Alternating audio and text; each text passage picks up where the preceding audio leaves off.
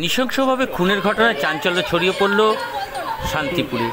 ধারালো অস্ত্র দিয়ে স্ত্রীকে ঘর থেকে মুন্ডু আলাদা করে থানায় গিয়ে স্যালেন্ডার করল অভিযুক্ত স্বামী।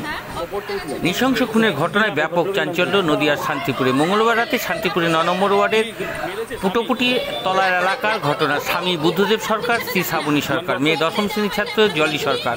একমাত্র মেয়ের অভিযোগ বাবা বুদ্ধবাবুর প্রায় মায়ের গায়ে হাত দিতে এবং অশান্তি করত। তাছাড়া IPL খেলার বিভিন্ন গেম খেলেই অসক্ত ছিল বাবা, আর সেই নিয়ে প্রতিবাদ করত মা। মঙ্গলবার রাত ৮টা নাগাদ টিউশনি ফিরে বাড়ি ফিরে এসে দেখে ঘরের মধ্যে পড়ে রয়েছে আঁশবটি এবং আঁশবটির নিচে রক্তাক্ত অবস্থায় পড়ে রয়েছে তার মার দেহ।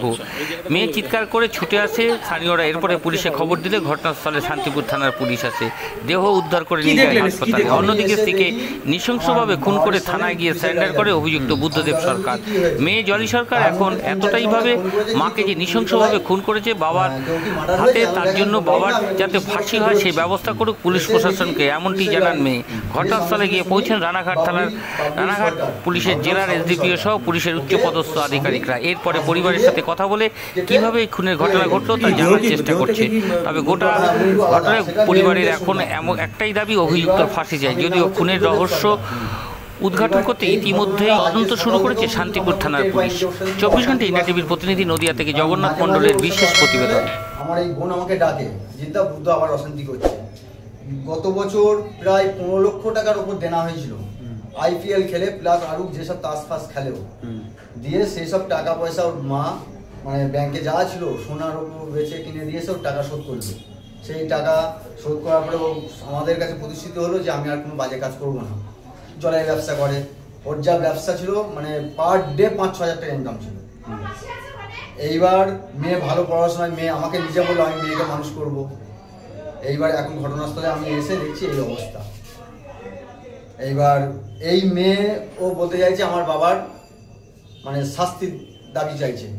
আমি পাড়া প্রতিবেশী বলছি ওর সংসারে অশান্তি কি মূলত এই IPL খেলা, তাছাড়া ওর যে কোনো অশান্তি, বউ নিয়ে অশান্তি বা মেয়ে নিয়ে অশান্তি, কোনো অশান্তি নয়। কাজকাম করতো, এই জলের ব্যবসা।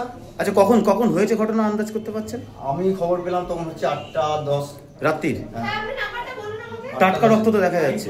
8:10 মেয়ে এমন না, আপনি বলুন পড়ায় তুই পড়ে এসে কখন 8:15 এসেও দেখছি এই অবস্থা। আর আমি 8:10 কিন্তু খবর পেয়েছি। পুলিশ এসেছিল ঘটনাস্থলে? পুলিশ এসে বডি নিয়ে গেছে।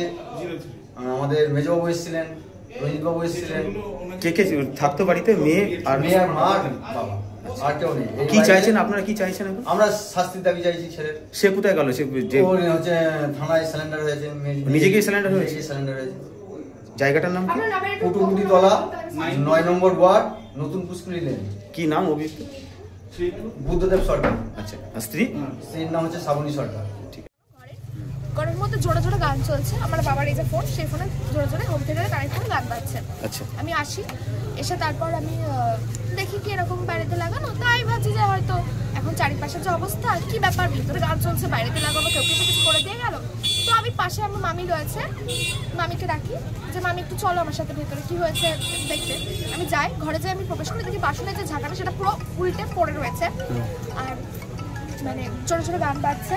ঢুকি, সেকেন্ড যে ঘরটা, মানে সেকেন্ড যে বেডরুমটা, আমি যাই, দেখি ঠাকুরের সামনে মায়ের অসার দেহ, একদম মাথা থেকে দেহ পুরো আলাদা, পাশে পড়ে রয়েছে একটা আঁশবটি, সারা ঘর রক্তারক্তি। তখনই তো আমি বুঝে গেছি মা ডেড। আর যখনই আমি দেখেছি যে আমার বাবা নেই উপস্থিত এখানে, তখন আমি নিশ্চিত হয়ে যেতে পারছি যে আমার বাবাই খুনটা করেছে। অশান্তি হচ্ছিল বাড়িতে? প্রায় অশান্তি হতো, নির্দিষ্ট কোনো কারণ নেই। মানে কোনো কারণ জানা ছিল সেটা? না, নির্দিষ্ট কোনো কারণ জানা ছিল। তুমি যখন বাড়ি থেকে যাও তখন কি সব ঠিকঠাক ছিল? হ্যাঁ, সব ঠিকঠাক ছিল। কালকে আমাদের বাড়িতে পুজো হতো। কি নিয়ে অশান্তি যেটা হতো মাঝে মধ্যে, কি নিয়ে হতো? টাকা পয়সা নিয়ে। আমার বাবা মানে এখনকার বাজারে যে সমস্ত গেম রয়েছে বাজে, টাকা পয়সা দিয়ে। কি গেম রয়েছে? কি খেলে? IPL। আচ্ছা, আরো যে মানে যে গেমগুলো আর কি চলে, টাকা পয়সা নেয়, বেড সেট লাগায়। আমি তো হয়তো জানি না, তো সে সমস্ত গেম খেলতো আমার বাবা। অনেক পয়সা, 10 থেকে 15 লাখ টাকা আমার বাবা এতে হেরে যায়। তো আমার মায়ের মধ্যে এনে অশান্তি হতো। আর রিসেন্ট আমার বাবা এই গেমটা খেলেছে। তুমি নিজের চোখে দেখেছো ধর থেকে মাথা আলাদা হয়ে গেছে? হ্যাঁ, ঠিক আছে, নিজের চোখে দেখেছি। কি চাইছো বাবা এরকম করলে? ফাঁসি হোক, নরক যন্ত্রণা দিয়ে আমার বাবাকে মারা হোক। কি নাম ছিল মায়ের? মায়ের শ্রাবণী সরকার। বাবা বুদ্ধদেব সরকার। কি ব্যবসা করতো? জলের ব্যবসা। এটা কিসের দোকান? জলের। আর বাড়ি কোথায় তোমার? কি নাম? এসে কি দেখলেন আপনি? আমি একজন এলাকার একজন বাসিন্দার কাছ থেকে ফোন পাই। ফোন পেয়ে এসে দেখি পুলিশের গাড়ি দাঁড়িয়ে আছে, তারা ভেতরে গিয়ে ঘটনার তদন্ত করছেন। তখন পুলিশের যে ডেড বডি নিয়ে যাওয়ার যে গাড়িগুলো আছে সেগুলো সে নিয়ে চলে গেছে। পুলিশ তদন্ত করছে, তদন্ত করে এবার দেখবে কি বিষয়টা। পরিস্থিতি কি ছিল যেটা হচ্ছে একটা একদম দেহ থেকে মুন্ডু আলাদা করে দেওয়ার মতো অভিযোগ উঠে আসছে, এটা পরিস্থিতি কি ছিল? ঘটনাটা খুবই মানে বেদনাদায়ক ঘটনা এবং আমরা কেউ চাই না এই ধরনের ঘটনা সমাজে ঘটুক, কিন্তু কী কারণে বিশেষ করে ঘটেছে ঘটনাটা আমার পক্ষেও জানা এখনই সম্ভব হচ্ছে না। কারণ পরিবারের তরফ থেকে জানা হচ্ছে যে বিভিন্ন আইপিএল সব বিভিন্ন বেআইনি কাজকর্মের সাথে যুক্ত ছিল সে। সেটা পুলিশ তদন্ত করলে আমার ব্যক্তিগতভাবে সেটা জানা নেই, তদন্ত করে দেখতে হবে, পুলিশ তদন্ত করবে, বিষয়টা সবার সামনে প্রকাশ হবে। অভিযুক্ত নাকি পুলিশের কাছে নিজে স্যালেন্ডার করেছে? হ্যাঁ, শুনে পুলিশ নিজেই স্যারেন্ডার। কি নাম ওর? ওর নাম বুদ্ধদেব সরকার। আর স্ত্রীর নাম? স্ত্রীর নাম শ্রাবণী সরকার। আপনি একজন জনপ্রতিনিধি হিসাবে কি চাইছেন এখন? আমি চাইছি ওর কঠিন থেকে কঠিনতম সাজা হোক, যাতে সমাজের কাছে একটা দৃষ্টান্ত হয়ে থাকতে পারে। কটা নাগাদ ঘটে ঘটনা? এক্স্যাক্টলি টাইম আমার জানা নেই, আমি এখানে এসেছি আধ ঘন্টা, এখন 9:20 বাজে, তারও হয়তো আগে হয়েছে ঘটনাটা, না হলে পুলিশ। তাহলে অভিযুক্ত এখন পুলিশের হেফাজতে? একদম। আপনার নাম? আমার নাম প্রসেনজিৎ দাস, কাউন্সিলর 9 নম্বর ওয়ার্ড, শান্তিপুর মিউনিসিপ্যালিটি। আপনারা দেখছেন 24 ঘন্টা ইন্ডিয়া টিভি, সর্বদা সবার পাশে সবার মাঝে। আজ এ পর্যন্ত।